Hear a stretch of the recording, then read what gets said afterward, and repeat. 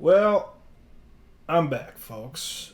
I spent a lot of time trying to, I don't know, do some research, do a little bit of history searching, do a little bit of, you know, uh, fact finding, to make sure that I was not just coming into this video with complete fucking bullshit.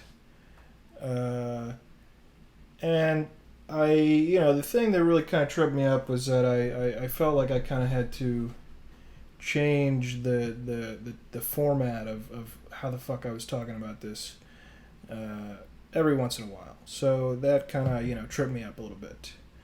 But here I am, again, Adrian, that's me.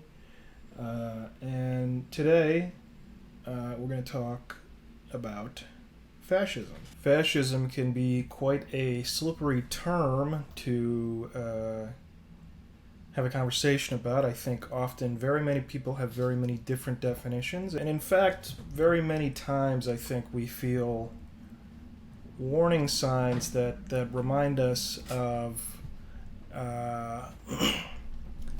of the 1930s, the 1940s, that get our dander up and get us kind of kind of concerned.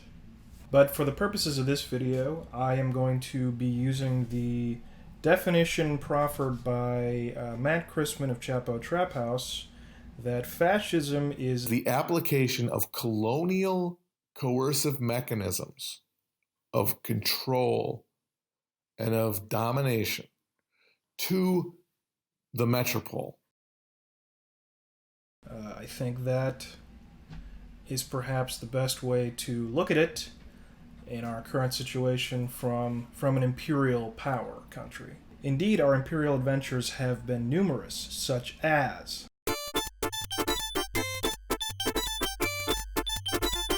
it certainly would be fair, I think, to argue that many of those colonial methods of coercion and control have been used throughout American history. But the moment we're in right now, I think, is the combination of a lot of those racial and class tensions historically in the United States and the policy consequences of 9/11. Just as World War I and the continental trauma that it caused Europe is the historical legend or key, for 20th century fascism, I think what will be the key to 21st century fascism, and I think we are already seeing it, is the national and wholly felt by the Western world trauma of 9/11.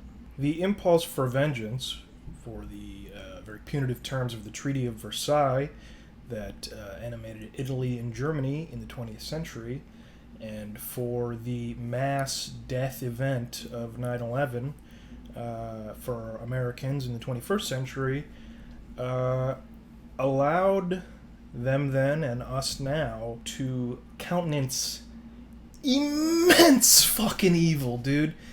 Just intense fucking evil, such as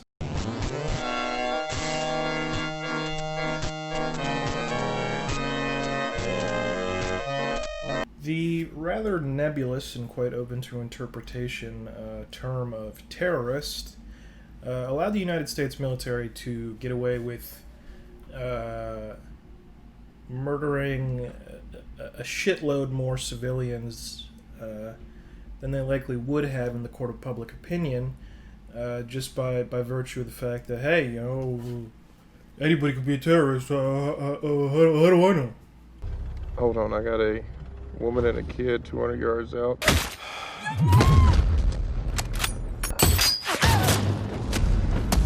shooting, Tex.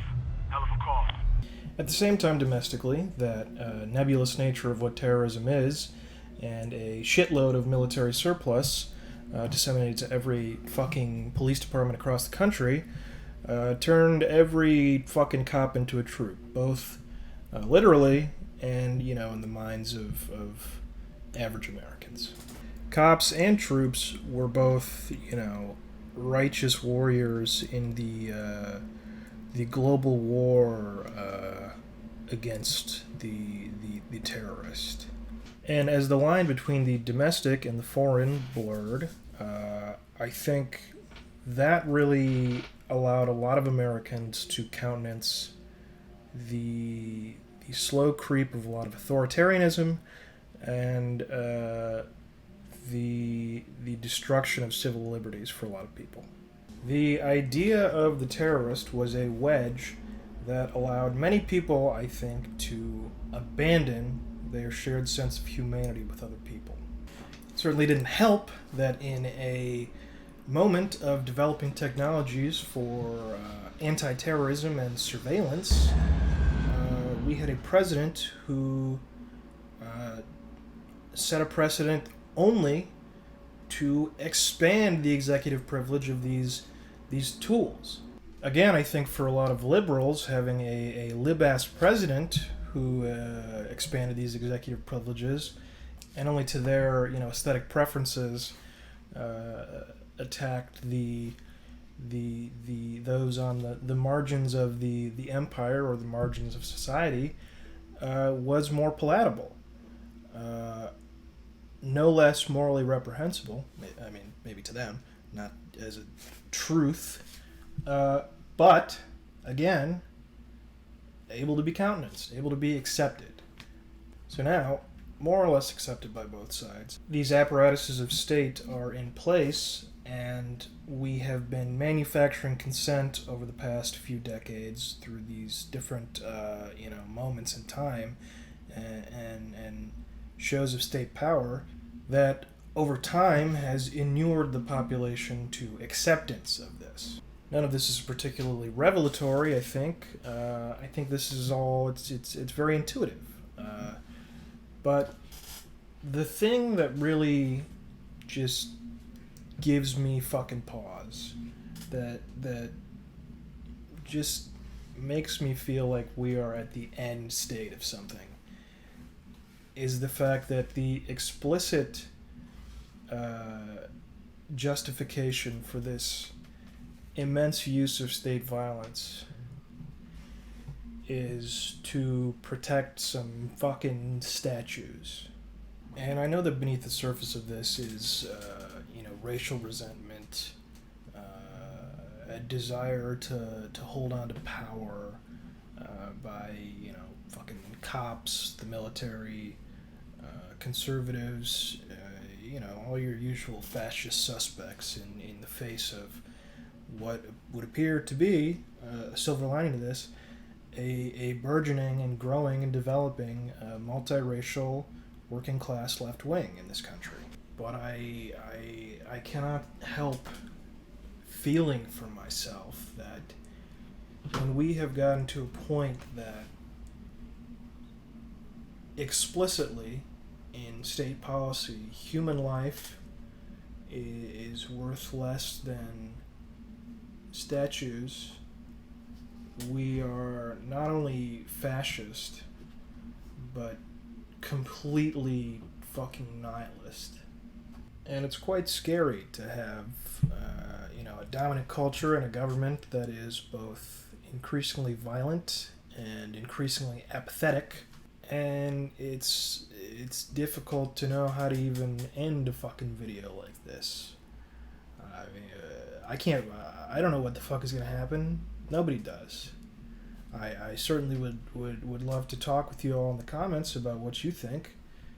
But I know that the only way that we get out of this, the only way that we can undo these frayed bonds of shared humanity is, like I've said before, through solidarity. That's the first step to anything getting fucked.